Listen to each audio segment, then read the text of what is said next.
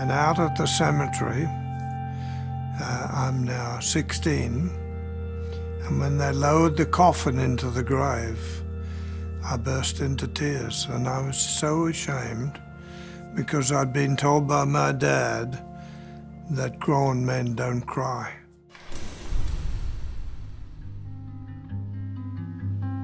As I recall my young days in the bush on this giant sheep station, there was an awful lot of alcohol consumed, and both my parents became alcoholics. I always knew them as alcoholics, and so I wasn't close to them at all, but I developed a really great admiration and respect for my dad, who was an achiever, who got things done, and he built in me a great deal of self-belief that if you set your goal and were determined and earnest, you could get there.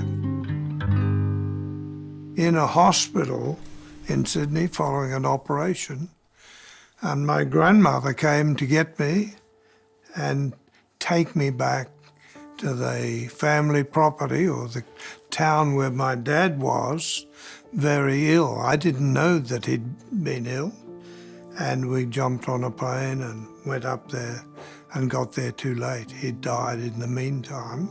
And out at the cemetery, I'm now 16, and when they lowered the coffin into the grave, I burst into tears, and I was so ashamed because I'd been told by my dad that grown men don't cry.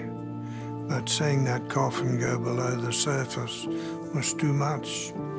And almost there and then, I set as my motto, my aim, to strive, to seek, to find, and not to yield. I wanted to follow in my dad's footsteps.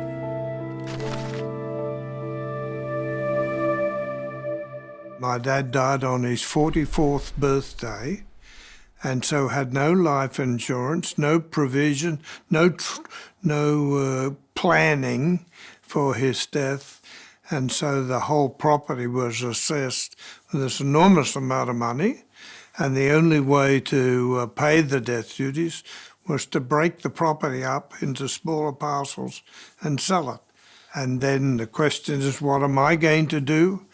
And one uncle had suggested I become a stock and station agent and auctioneer.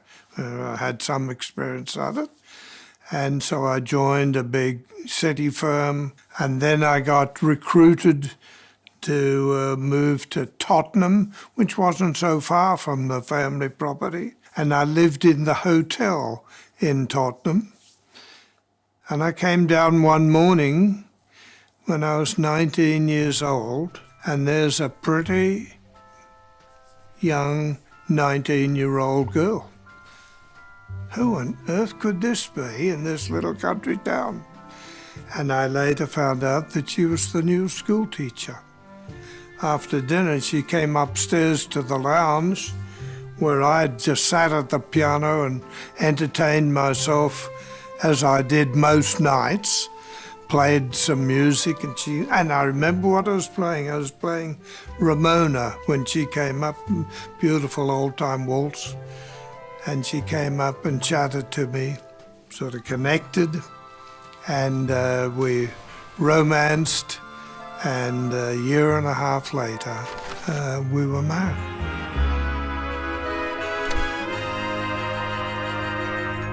Before long, Ray started to encourage me to study.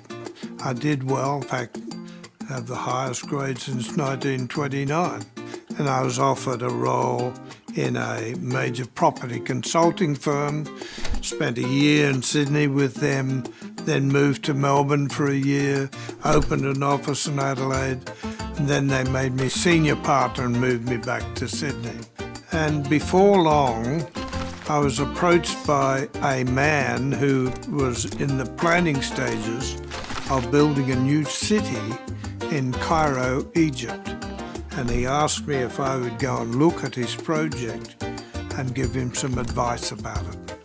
came back and said, I thought it was absolutely terrific, but here are 5 things that I would contemplate changing. And he said, Tony, that is absolutely terrific. Thank you very much. I'd love you to go and run it. And I couldn't believe it. I didn't know anything about Cairo or Egypt or whatever, but we learned Arabic and we packed up our family and went and hired 1,000 people and proceeded to build this city. And I'm 35 years old. So we did that for a while, and blow me down if the project then got nationalised. Tried to settle the compensation that the government had promised to give us. They mucked around rather than refused, and so we sued them, and I pursued that for 13 3/4 years. We moved from Toronto to Tulsa to Houston to Atlanta, and it's in Atlanta that our lives took a dramatic turn. One of the people with whom I was doing business was a leader in the church led by Michael Youssef. And he said to me one day, I'd love you to meet this man who's our pastor, who was born and raised in Egypt and educated in Australia. And so we were very keen to meet him, and had a lunch at a fancy club in Atlanta, and stepped outside and chatted in Arabic, and I came to the conclusion that my Arabic was slightly better than his. A few days after that, Ray and I had a terrible argument. I had become so thoughtless with her and the rest of the family because I was under tremendous pressure.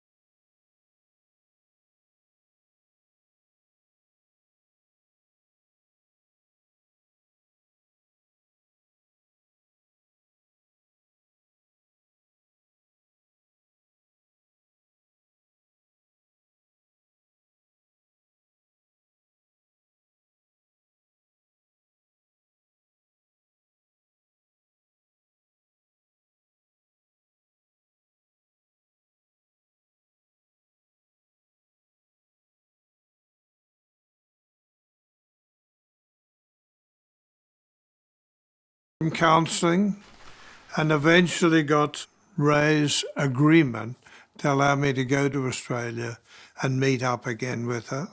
And that set us on a new course, and it resulted in us thinking about significance rather than success. Not long after I arrived in Australia, I was approached by somebody acting as chairman of Habitat for Humanity in Australia, and he asked me if I would take over as chairman.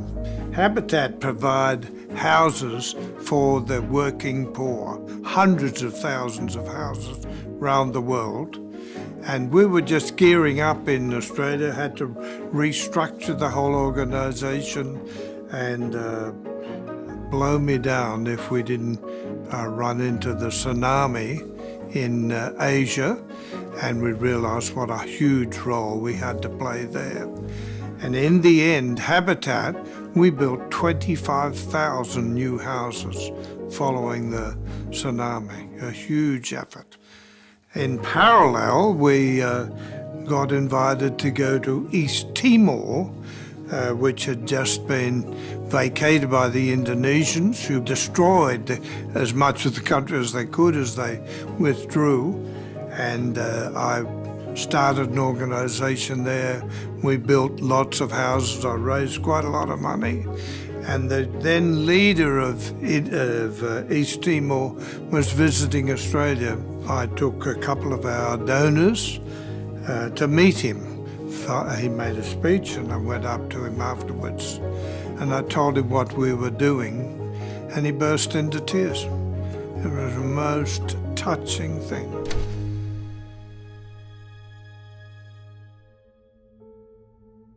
People who come from dysfunctional families, such as I believe I did, often become leaders. They're trying to find a way to get out of this pickle. This shy young boy from the bush, whose parents didn't disown him but didn't nurture him perhaps, has grown up with me and we together found Jesus and made him the Lord of our life. Twilight and evening bell, and after that the dark. And may there be no sadness or farewell when I embark. Out outborne of time and place, the flood may bear me far. I hope to see my pilot face to face when I have crossed the bar. This is a beautiful piece of poetry which I adore, but the thing with which I disagree is Alfred Lord Tennyson said, I hope to see my pilot face to face when I have crossed the bar, but I know I'll see my pilot face to face when I have crossed the bar.